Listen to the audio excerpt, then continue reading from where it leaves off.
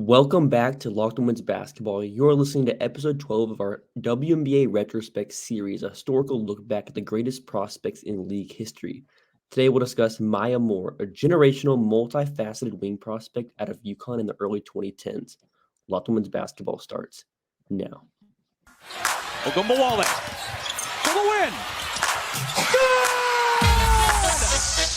Good! You are Locked On Women's Basketball, your daily podcast on women's basketball.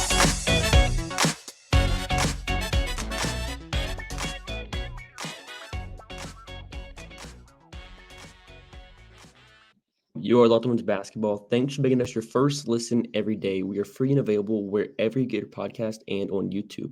My name's Hunter Cruse. I'm your Saturday host covering WNBA draft and prospect scouting. I'm joined by my co-hosts M. Adler and Lincoln Shafer. M covers WNBA and college ball out of the greater New York market, focusing on player development and trends within the game. Lincoln is our biomechanics guru. You can follow him on Twitter at Dovienia_. Today's episode is brought to you by Bird Dogs. Go to birddogs.com/LockedOnNBA or enter promo code LOCKEDON for a free water bottle with any purchase. You won't want to take your Bird Dogs off, we promise you. As I said, our conversation subject today is UConn's Maya Moore. So let's take you back to 2011. Moore immediately made her impact shown at UConn, becoming a first-time All-American as a true freshman, but that wasn't all. She was an All-American each of her next 3 seasons and went on to win 2 national championships in 2009 and 2010, later becoming the 2011 number 1 overall pick.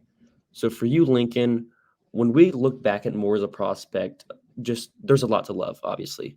But what is one thing that you kind of see with her game that just jumps off the page immediately?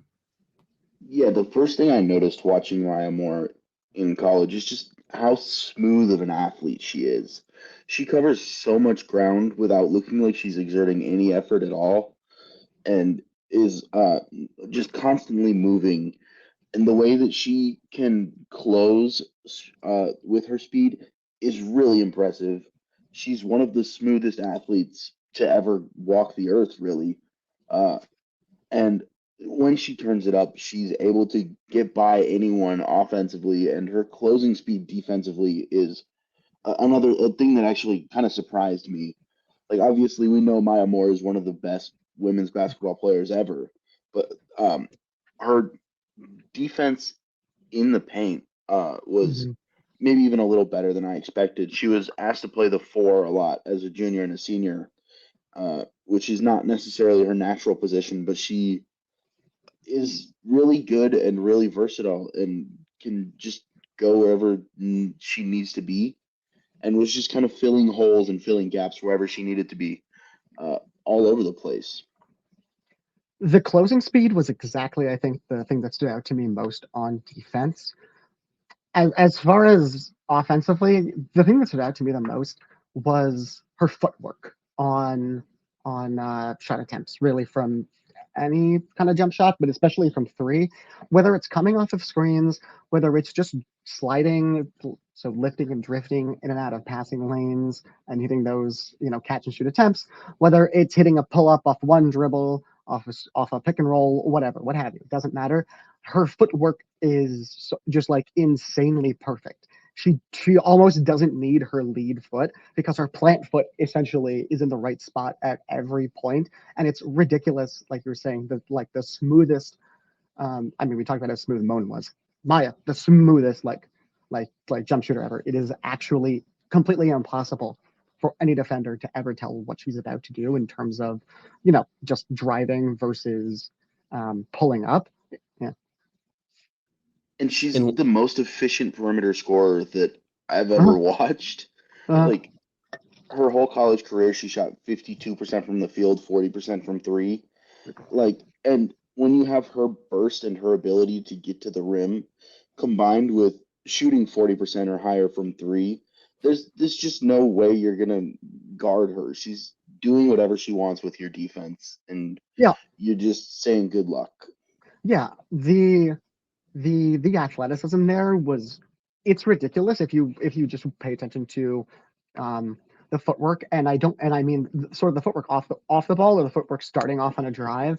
Her first step I would say is probably the greatest that we have ever seen, both between this series and between Yeah. active players right now. There's a little gap in between, but at least among those kind of groups, like there is no one that is in the same stratosphere as what she was able to do with her first step. And what makes her so good on that is what she knows just almost instinctively what to do with her upper body, whether that's, moving the ball in one direction, then firing off in the other, whether that's sort of turning her head as she catches the ball one way and immediately exploding the other.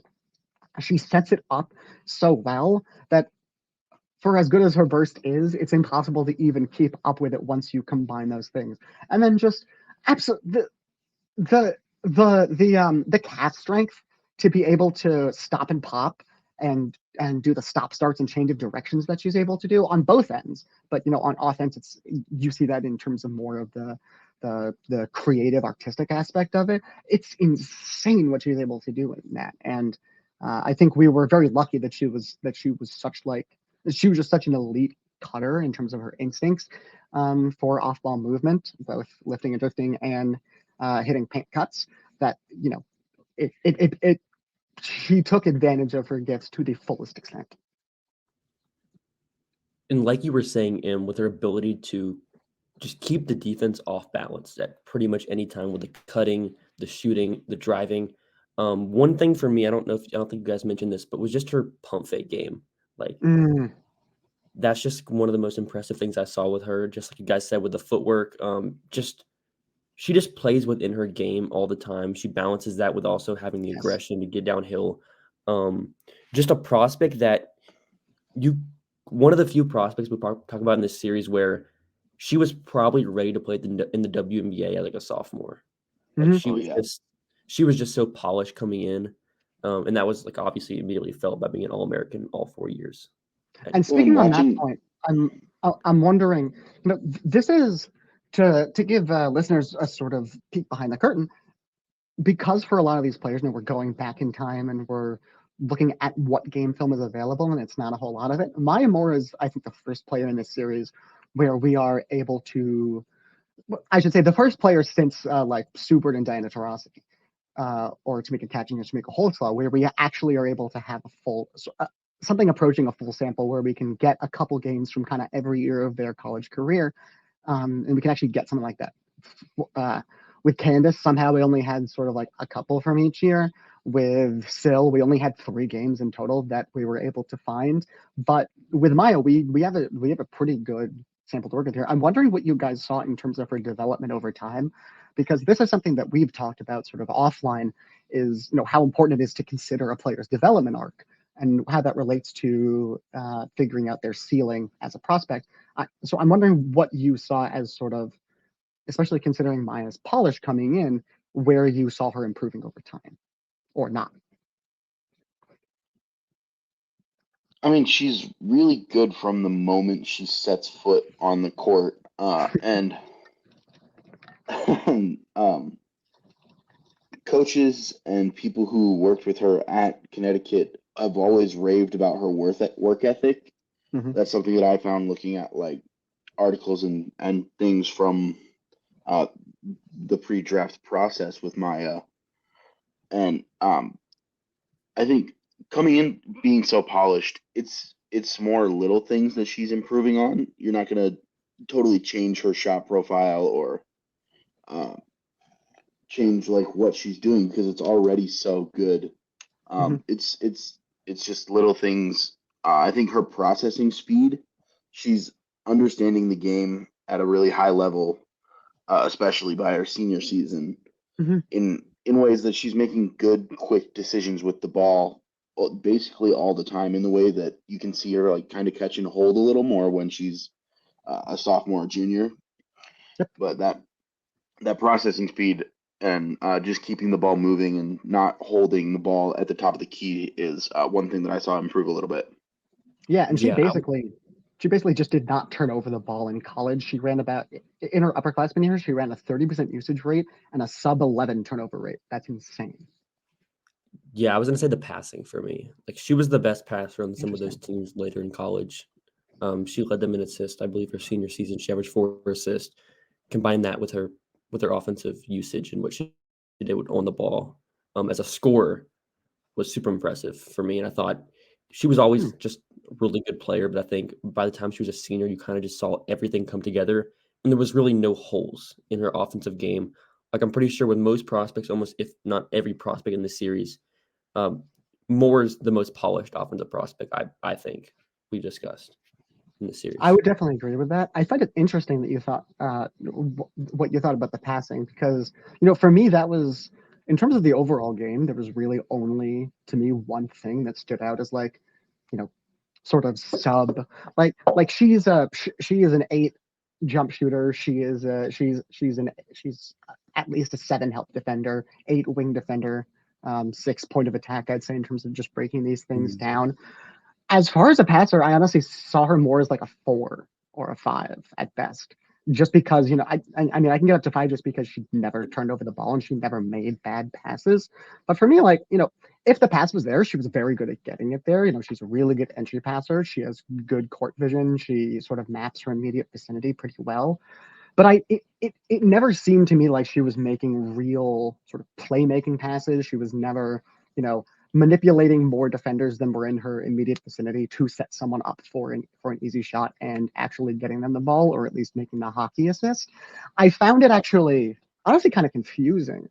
Not that I couldn't understand it, but it was just a little surprising that someone who was so cerebral at understanding how to manipulate their own defender and how to read the court defensively, I didn't see as much on the offensive end doing things that I, went above and beyond, let's say, what like Bria Hartley or Tiffany Hayes were doing on those teams. Yeah. So after the break, we'll get into our scouting grades on Moore, and we'll later discuss how her pro career unfolded in Minnesota. Bird dogs make you look good. Bird dog stretch khaki shorts are designed to fit slimmer through the thigh and giving you a truly sculpted look. Bird dog shorts do the exact same thing as Lululemon, but fit way better. They fit way better than regular shorts that are made of stiff, restricting cotton. Bird dogs fix this issue by inventing cloud knit fabric that looks just like khaki but stretches so you can get a way slimmer fit without having to sacrifice movement. Bird dog uses anti-stink sweat wicking fabric that keeps you cool and dry all day long. Bird dogs are functional for any occasion. Go to birddogs.com/LockedOnNBA or enter promo code LOCKEDON at checkout for a free Bird Dogs water bottle with your order. That's birddogs.com/LockedOnNBA for a free water bottle at checkout. You won't want to take your bird dogs off. We promise you.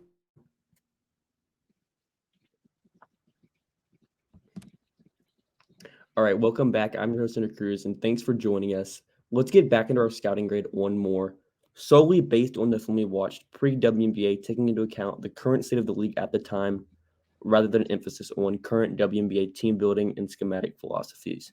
But first, for those unfamiliar, we use a baseball like 20/80 scouting scale. A 40 grade is basically your average WNBA contributor.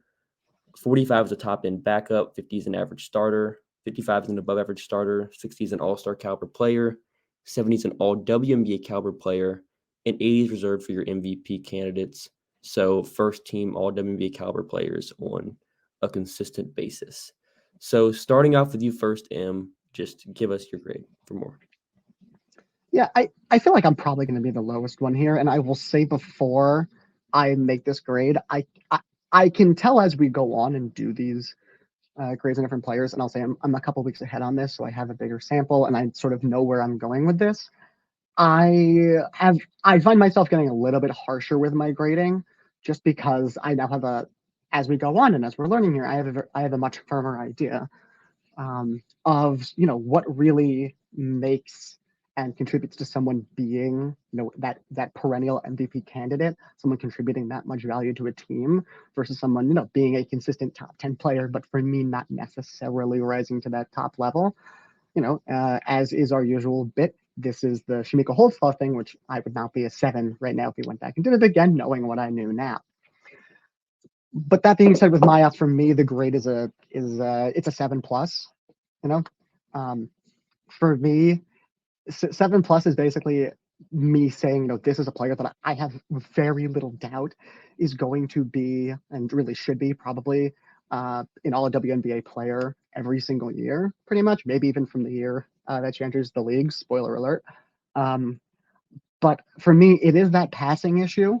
For me, as good as you can be as a help defender, unless you're like a rim protector or a true help four, it's very, very hard for me to say that someone is going to be a consistent perennial MVP candidate if they are not actively setting up their teammates for better shots. Really, no matter how good they are at shot making, it's just almost fundamentally, almost by definition, creating shots for your teammates is more valuable than being able to hit shots yourself.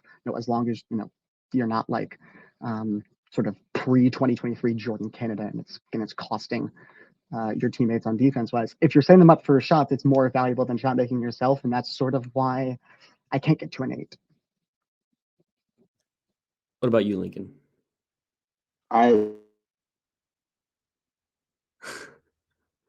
Not again. Are we doing this week too?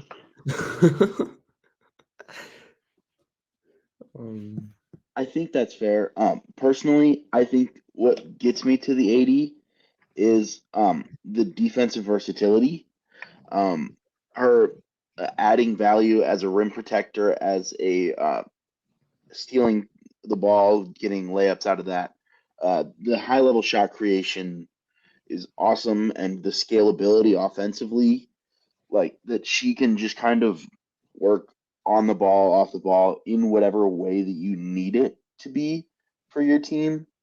I think that's one of the things that pushes me over the top, and her ability to guard 2 through 4 is really, really impressive. And one of the things that unlocks those Lynx teams kind of is Maya's versatility and scalability. So that's what's going to get me just over the top to an 80. And I think I'm a little less concerned about the passing because of the decision making getting so good that she isn't really turning the ball over. So I'm a little less concerned about the passing.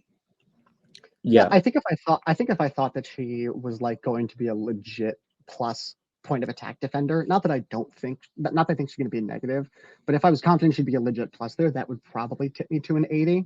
So I think that's very fair. I don't dispute an 8 at all. Yeah, I think she'll probably end up my lowest 8, but that's definitely my score for her. Probably a top 5 to 6 prospect for me in this series. Just like Lincoln said, complete player. You have a little bit of questions with the passing, I get it, but I don't think I would have a lot more concern if she had like a negative assist to turnover ratio and she was just like sort of the Holtzclaw thing, right? Whenever you see flashes, an efficient scorer. Yeah, she's just efficient, and I think that's kind of like why. Yeah, her upperclassmen years, she put up a 61.5% true shooting. Freaking insane for someone. It's freaking insane for someone who was not a particularly good at drawing free throws. Yeah, just an insane prospect in general, and someone coming into this series I was excited about, but coming away, I think I saw a lot that kind of puts me to an 80 from her film at UConn. Mm-hmm. So after the break, we'll talk about Moore's WNBA career. Spoiler, very good player. The convenience of getting what you want right to your door. With DoorDash grocery delivery, you can stock up for the week or order last-minute cravings conveniently. With thousands of grocery stores to choose from, you'll find the best in your neighborhood and boost your local economy with each order. You'll get exactly what you ordered, or we'll make it right. So sit back and enjoy quality groceries just like you picked them yourself. Want even more value? You can save on all your groceries and restaurant favorites with a $0 delivery fee on all eligible orders with a Dash Pass membership. With easy substitutions right in the app and best-in-class customer service support, DoorDash delivers groceries exactly how you want them. You get 50% off your first DoorDash order. DoorDash delivers groceries exactly how you want them. You can order and use a $20 value when you use code LOCKEDON at checkout. Limited time offer, terms apply. That's 50% off your order, up to $20, no minimum subtotal, and zero delivery fees on your first order. When you download the DoorDash app in the App Store, enter promo code LOCKEDONNBA. Don't forget that's promo code LOCKEDONNBA for 50% off your first order with DoorDash. All right, so let's talk about Maya Moore's WNBA career. Sadly, it was cut short. Only played 8 seasons in the league. Over those 8 seasons, she averaged 18.4 I would like to points. be clear for listeners who are unaware. Sadly, it was cut short. Agreed. She is not dead. Oh, She yes. I didn't I didn't mean she it that simply way, stepped but away from okay. she stepped away. She stepped away from the game to help with the wrongful imprisonment of Jonathan Irons, eventually freeing him. It just turned into a very nice love story. But yeah, she's alive. She left on her own terms. Very important correction there. But yeah, 18.4 points. She averaged 5.9 rebounds. She shot 38% from three on 5 attempts over her 8-year career. She was an all-star in 6 of those 8 seasons. Would you like to know what Mostly happened due in the other probably two that she was not an all-star? was it Olympics? Yes. Which is just so dumb. Why don't they have an all-star team? Okay. Yeah, it's very silly, but whatever. Yeah, so Maya Moore, good at hoop. She was drafted number 1 overall by the Lynx, of course, and then they win the title. So, it's kind of straightforward. The team was actually almost entirely the same between 2010 and 2011, with almost the sole exception of adding Maya Moore. She made them a lot better. There's actually a fair argument that she was one of the top 3 players in the league her rookie year. It took her until 2013 to get any sort of love I should say any sort of significant love in MVP voting, which is very silly. MVP voting was still a very hard sort of group to break into, and back then it really became very hard until honestly like 2021 was the first time I think we got someone like shooting up and like having a breakout where people suddenly recognized that they deserved it the first time that they actually did. But that's beside the point. Yeah, absolutely ridiculous. One of the greatest rookie seasons of all time, obviously. And yeah, I mean, because of the polish that we talked about before, I mean, it just translates so well to the Lynx. There's a little bit some caveats when we talk about her career stats because, like you said, she stepped away from the game after her age 29 season. So, like, essentially the entirety of her prime was in the W, or like her upperclassmen years at UConn, and then there was no chance to see, if she would sort of transition into maybe like a different role as athleticism started to fade a little in the 30s, or if she would just be sort of like Diana, where it's this player is just such a good athlete that even when they lose like 10-15%, they're still one of like the 3 best shot makers of all time. Didn't get a chance to see that. Didn't get a chance to see if those numbers, would come down a little. So, we're pretty much always looking at her sort of career prime numbers. That being said, there's sort of it's funny. I was talking about this with Lincoln before. There is a little window within her career, basically from it's basically from 2012 to 2016. That's like her true prime, and in that prime, she becomes one of only 5 players all time to record at least a 580 true shooting percentage and on a 27% usage. So I think there's a fair argument to say that she is easily one of the top 5 offensive players of all time. The only other players on that list are Cynthia Cooper, Diana Taurasi, Stewie, and Liz Cambage. And Liz Cambage didn't exactly play that many minutes and also was a complete liability her last like 2 or 3 years in the league overall. So yeah, it's kind of crazy watching those Lynx teams, just how Maya fits into them, because you have Lindsay Whalen and you have Simone Augustus, and later you have Sylvia Fowles, of course. But the player they rely on to get them out of trouble is always Maya Moore. If they're having trouble, getting a bucket, and there's any chance of getting the ball kicked out, everyone glances to Maya first. If she's not open, then they get it to Moan. But it's always you glance to Maya, get her the ball if she can, and then see what she does. I mean, she is absolutely an elite bucket getter. Part of that sort of translates into a fairly inefficient shot profile. Now that's how you get someone of her unbelievable talent to put up, a great but not elite sort of like 57% true shooting, even over her 20s in the W. As I was saying with the passing, it's really solid. She has one of the lowest turnover rates you'll ever see for someone who runs, for someone who like routinely ran 30% usage rates. She was only committing turnovers in like the 10 12% turnover rate, which is lower than what her turnovers per game look like, just because they were using her so much. It's ridiculous. Again, she just doesn't turn over the ball. She is one of the most efficient play finishers ever.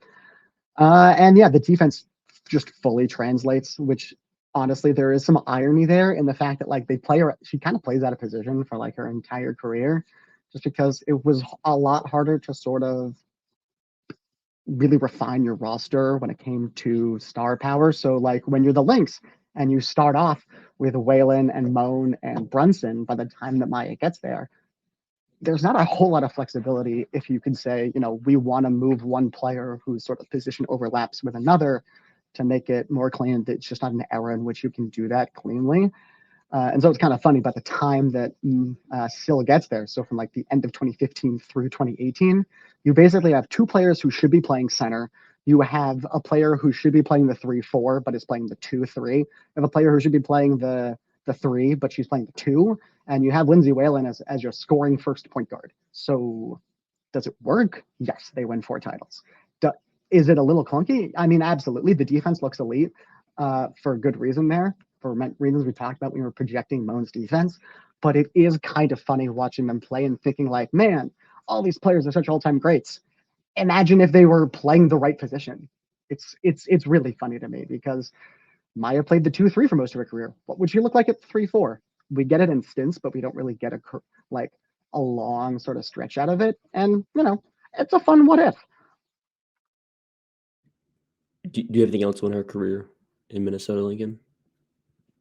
Well, I'm just thinking about what Maya would look like now, playing probably more the 3-4, as a lot of players shift up the positional spectrum as they get older, and kind of imagining just 30 possessions a game of Maya mid-post ISOs and just living in basketball heaven. It's great. I think it'd be really fun. And obviously, we respect her stepping away from the game when she did for the reasons she did. Of course. And she's just such an awesome basketball player to watch, and a better person probably. I haven't met her personally, but everything that I've read says that. She gave more to the game than could have possibly been asked of her, and still had time left in her prime, and still was able to do what she was able to do off of the court afterwards. You know, it is unbelievable what she was able to accomplish. You know, there's a reason that a fair number of people have her as the greatest player of all time, or at least, you know, if you want to say, you know, there wasn't enough career long value there, a lot of people at least have her as sort of the greatest peak. Given the players that we've talked about, I feel comfortable saying that I can't get there, especially considering who we talked about last week and what she was able to do as sort of, you know, everything plus a playmaker. It's certainly, I think any list of, you know, your top 5, 6, 7 players in WNBA history is it's not just incomplete, it's wrong if Maya isn't prominently featured on it. And to recap, would we say our consensus grade on Moore is an 80? Is that what we're kind of at on her? 80, soft 8, one of those. Yeah. Soft 8. So thanks for making Women's Basketball your first listen every day. Join the team at the next week for continued coverage of the WNBA playoffs and women's basketball as a whole. Have a great weekend, everyone.